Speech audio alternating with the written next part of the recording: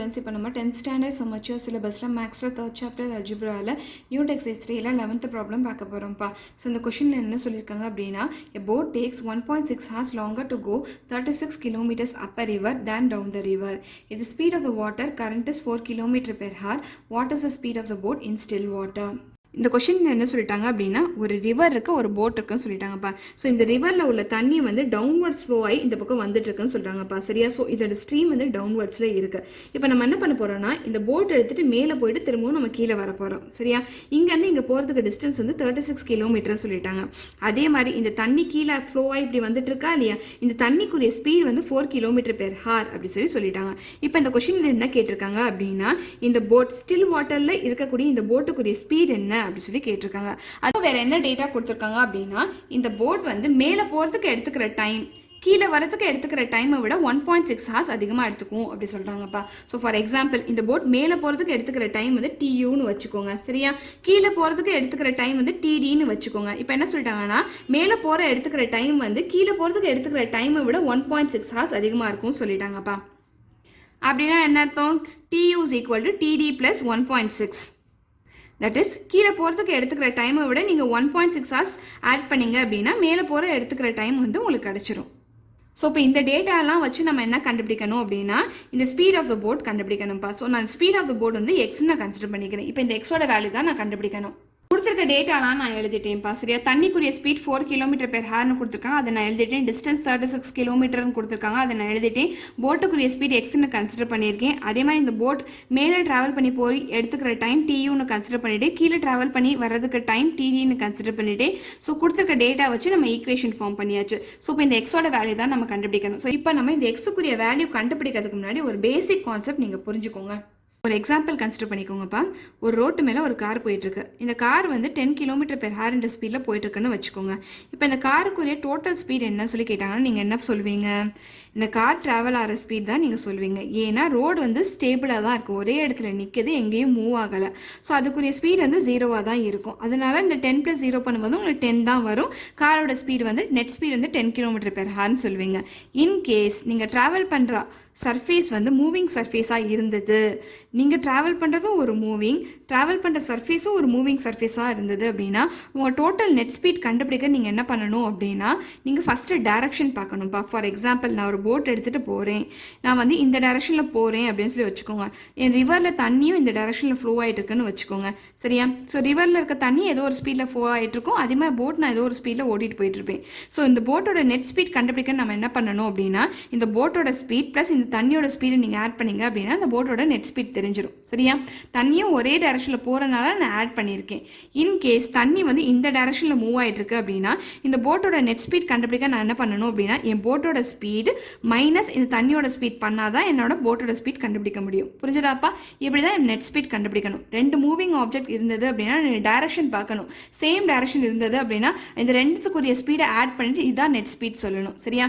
In case opposite டைரக்ஷனில் move ஆகிட்டு இருக்கு அப்படின்னா இந்த ஸ்பீட் மைனஸ் இந்த ஸ்பீட் பண்ணி இதுதான் நெட் ஸ்பீட் சொல்லணும். சரியா? அதே கான்செப்ட் தான் நம்ம இங்கே அப்ளை பண்ண போகிறோம்.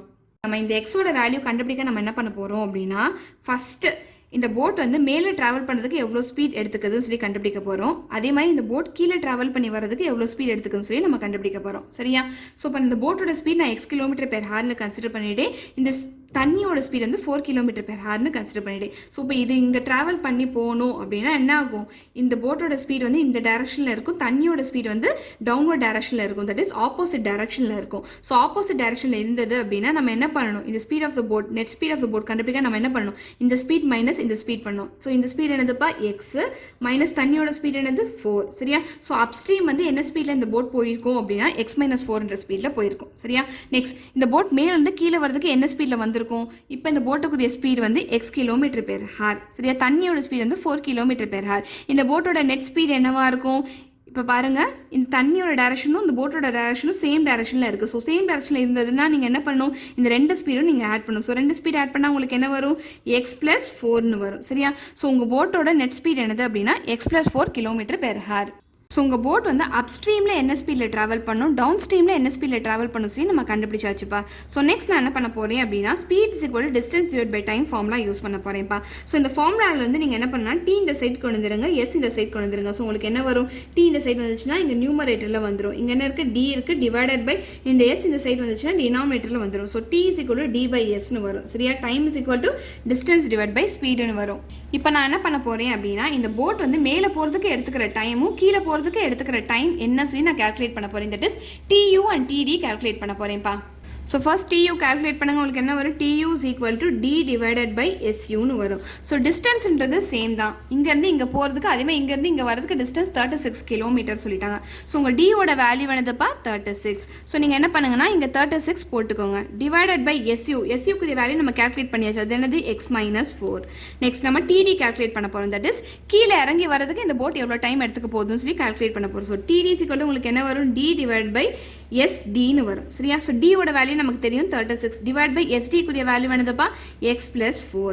ஸோ இப்போ டியூ டிடி குரிய வேல்யூ கண்டுபிடிச்சாச்சு. இப்போ நீங்கள் டியூ குரிய வேல்யூ டிடி குரிய வேல்யூ வந்து ஈக்குவேஷன் நம்பர் 1ல போய் சப்ஸ்டியூட் பண்ணுங்கப்பா. ஸோ ஈக்குவேஷன் 1 என்ன கொடுத்துருக்காங்க, T U is equal to T D plus 1.6.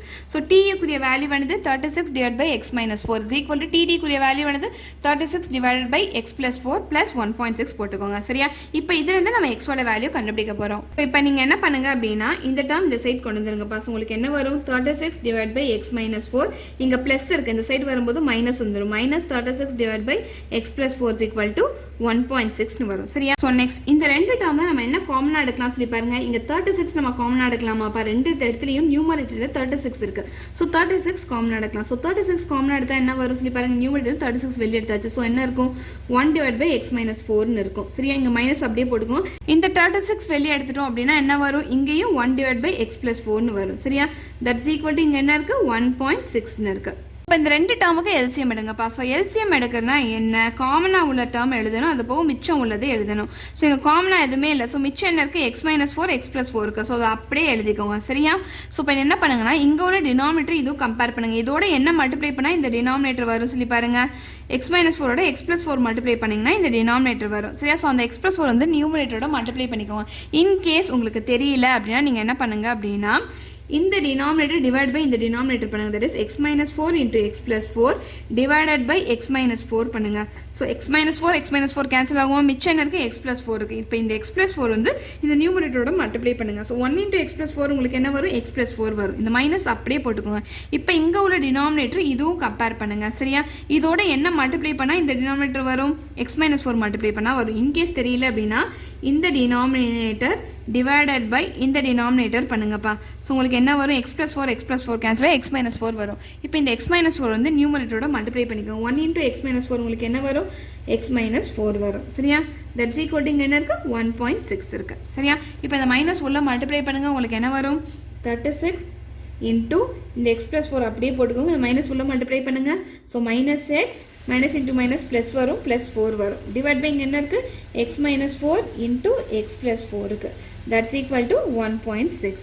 So இங்கே ப்ளஸ் எக்ஸ் மைனஸ் எக்ஸ் நம்ம கேன்சல் பண்ணலாமா, எஸ். ஸோ மிச்சம் என்னப்பா இருக்குது, 36 இன்ட்டு 4 ப்ளஸ் 4 வந்து 8 divided by X minus 4 into X plus 4 that's equal to 1.6னு இருக்குது.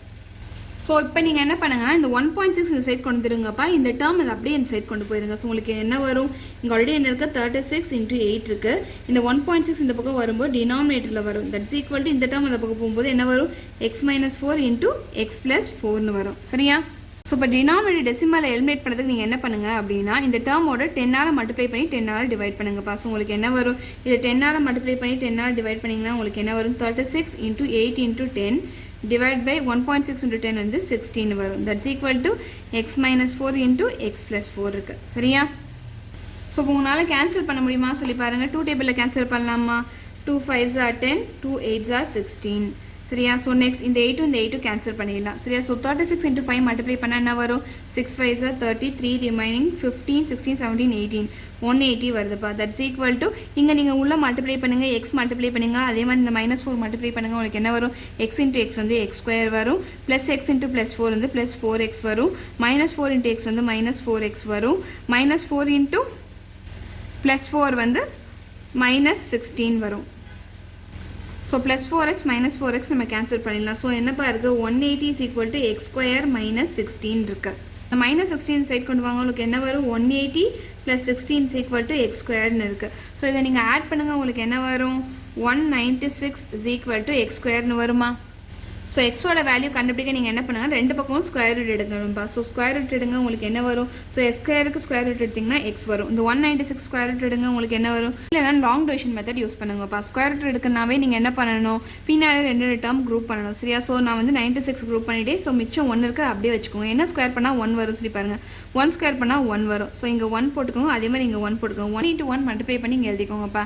சரியா? ஸோ நெக்ஸ்ட் சைன் சேஞ்ச் பண்ணிக்கோங்க. இந்த 1 கேன்சல் ஆகி உங்களுக்கு 0 வந்துடும். நெக்ஸ்ட் இந்த 96 இறக்கிக்கோங்க. இப்போ நீங்கள் என்ன பண்ணனா இந்த கோஷனோட 2 மல்டிப்ளை பண்ணுங்கள். 1 × 2 மல்டிப்ளை பண்ணிங்கன்னா 2 வரும். ஸோ இந்த இடத்துல ஏதோ ஒரு நம்பர் வரணும். சரியா? ஸோ அந்த நம்பரால் நீங்கள் மல்டிப்ளை பண்ணிங்கன்னா உங்களுக்கு 96 வரணும். சரியா? அது என்ன நம்பர் சொல்லி நீங்கள் கண்டுபிடிங்கப்பா. ஃபார் எக்ஸாம்பிள், ஸோ நான் 4 போட்டு 4ஆல் மல்டிப்ளை பண்ணுறேன். 4 4s are 16 வரும். 2 4s are 8, 8 + 1 வந்து 9 வரும். சரியா? ஸோ 4 போட்டு 4ஆல் மல்டிப்ளை பண்ணால் 96 வருது. ஸோ இங்கே 4 போட்டுக்கோங்க, இங்கேயும் 4 போட்டுக்கோங்க. இப்போ இந்த 4ஆல் இந்த 24 மல்டிப்ளை பண்ணுங்கள். ஸோ 2 × 24 உங்களுக்கு என்ன வரும்னா 96 வரும். ஸோ இங்கே சைன் சேஞ்ச் பண்ணிக்கோங்க. ஸோ இது கேன்சல் ஆயிரும், உங்கள் ரிமைண்டர் 0 வந்துடும். ஸோ 196 நீங்கள் ஸ்கொயர் ரூட் எடுத்திங்கன்னா உங்களுக்கு என்னப்பா வரும் 14 வரும். ஸோ உங்கள் எக்ஸோட வேல்யூ வந்து 14. எக்ஸ் வந்து நம்ம speed of the boat in still வாட்டர்னு கன்சிடர் பண்ணியிருந்தோம். சரியா? எக்ஸோட வேல்யூ 14 சொல்லிட்டாங்க. ஸோ அப்போ ஸ்பீட் ஆஃப் த போட் என்னதுப்பா 14 km/h. சொல்லிக்கோங்க. therefore speed of boat in still water is 14 km/h.